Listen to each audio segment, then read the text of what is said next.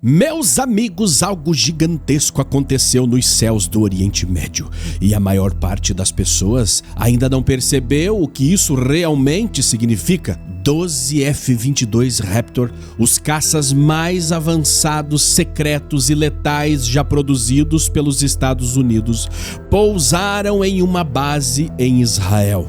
E esse movimento altera tudo o que sabíamos até agora sobre o equilíbrio de poder na região. Não estamos falando de um deslocamento comum, não estamos falando de um reforço padrão, não estamos falando de show de força aérea, estamos falando de envio daquele que é considerado o predador alfa do planeta, o caça que não deveria aparecer, o caça que só aparece quando a diplomacia está respirando por aparelhos, o caça que só é colocado no tabuleiro quando o conflito pode nascer da noite para o dia. E hoje eu quero que você fique comigo até o final, porque eu vou revelar a razão verdadeira para esse deslocamento.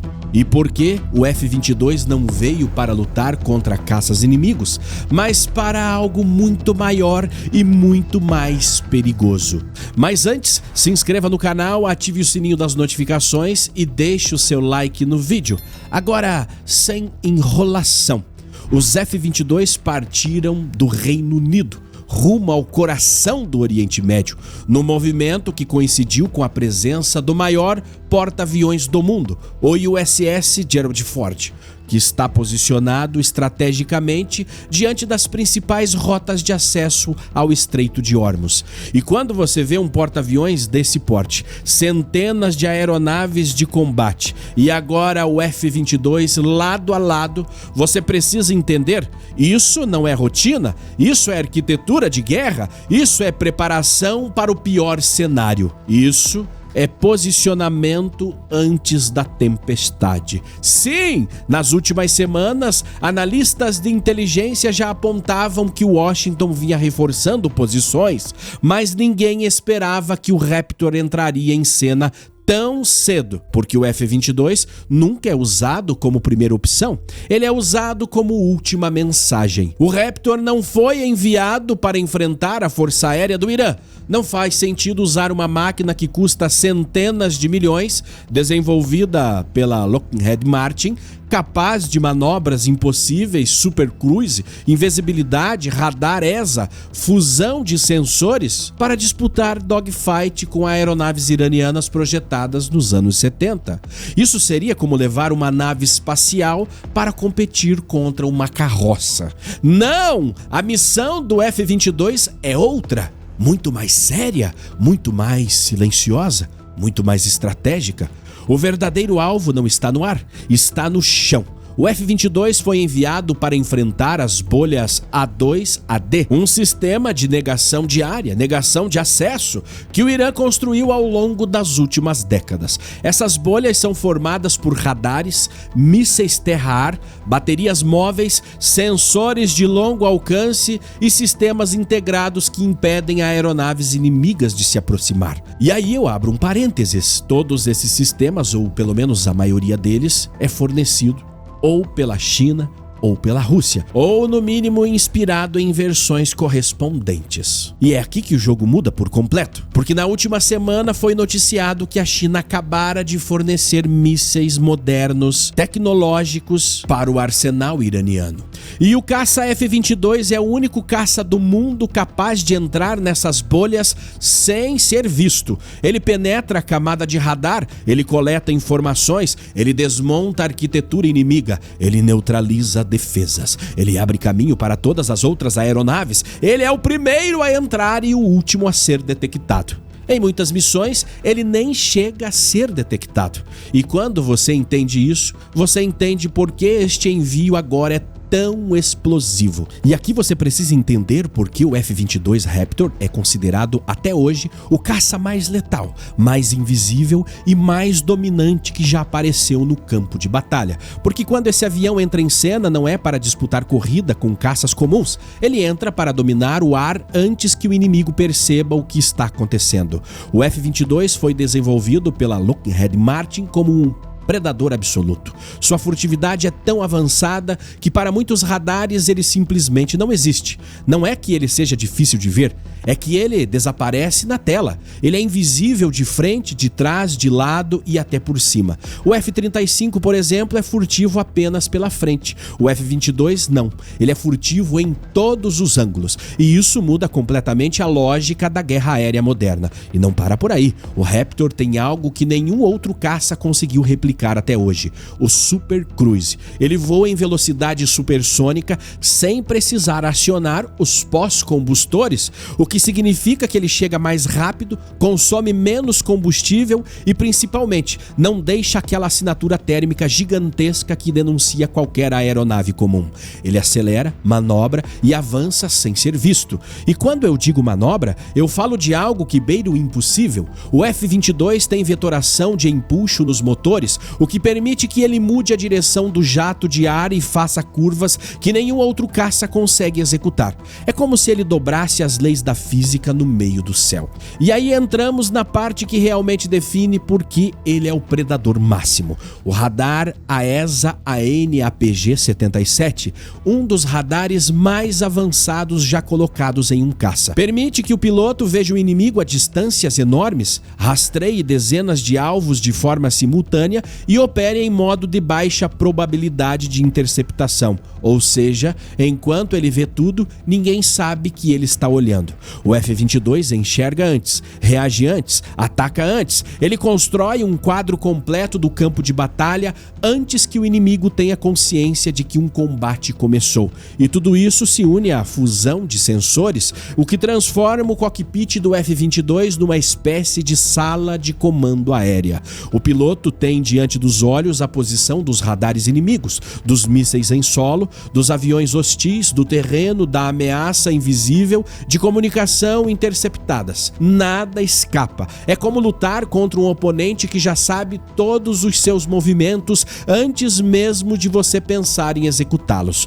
O Raptor carrega seus armamentos internamente, o que mantém a furtividade intacta. Ele abre as baias, dispara, fecha e volta a desaparecer. Ele pode lançar mísseis ar-ar a longas distâncias, pode atacar alvos no solo sem se expor e, ao mesmo tempo, pode entrar em dogfight e derrotar qualquer aeronave inimiga em questão de segundos. E existe algo que não aparece na ficha técnica, mas que define o resultado de qualquer guerra moderna: o treinamento.